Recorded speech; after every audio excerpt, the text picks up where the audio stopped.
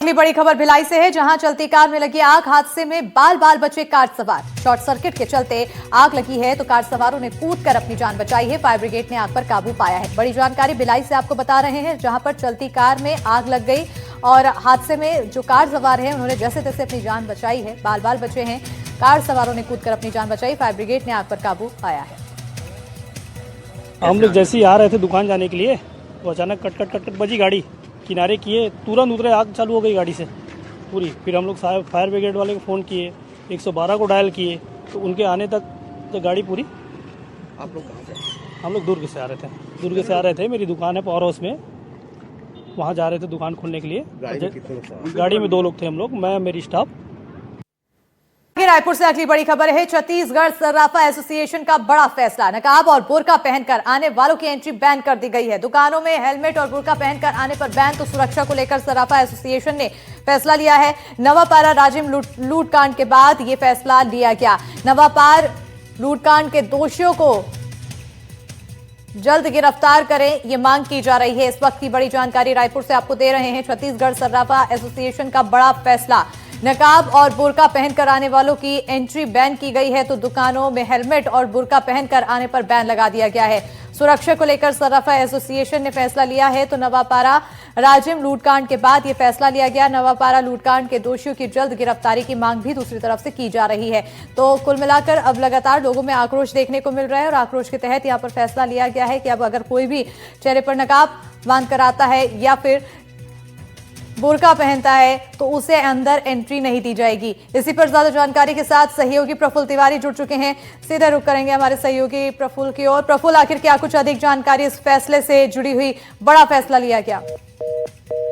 तो एक बार फिर संपर्क साधने की कोशिश करेंगे, लेकिन एक बड़ा फैसला यहां पर देखने को मिल रहा है रायपुर में, जहां पर छत्तीसगढ़ सर्राफा एसोसिएशन की तरफ से यह बड़ा फैसला लिया गया। अगर आप नकाब पहनते हैं, बुर्का पहनते हैं, तो नकाब और बुर्का पहनकर अब जो ज्वेलर्स की दुकान होगी वहां पर एंट्री बैन कर दी गई है। दुकानों में हेलमेट और बुर्का पहनकर आने पर पूरी तरह से बैन लगाया गया है। सुरक्षा को लेकर सर्राफा एसोसिएशन ने यह फैसला लिया है। नवापारा राजिम लूटकांड के बाद यह फैसला लिया गया।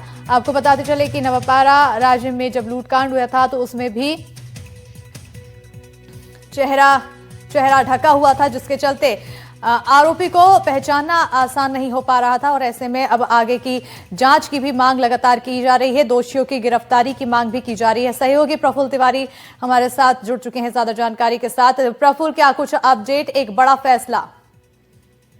जी देखिए, एसोसिएशन ने जो निर्णय लिया है कि अब प्रदेश की किसी भी सराफा दुकान में हेलमेट, बुर्का या चेहरे पर स्कार्फ पहन कर आने वाले व्यक्तियों को पूर्णतः जो है प्रवेश वर्जित रहेगा। और यह फैसला जो है इसलिए लिया गया ताकि सीसीटीवी कैमरों में संदिग्धों की पहचान जो है वो स्पष्ट हो सके और अपराधियों के हौसले पस्त किए जा सके। मैं बता देना चाहता हूं कि नवापारा राजिम में हाल ही में हुई सराफा लूट की सनसनीखेज वारदात के बाद प्रदेश के स्वर्णकारों और सराफा व्यापारियों में जो है वो भारी आक्रोश और असुरक्षा का माहौल है। सुरक्षा व्यवस्था को पुख्ता करने के लिए छत्तीसगढ़ प्रदेश सराफा एसोसिएशन ने एक आपातकालीन बैठक बुलाई, जो कि काफी हाई प्रोफाइल रही।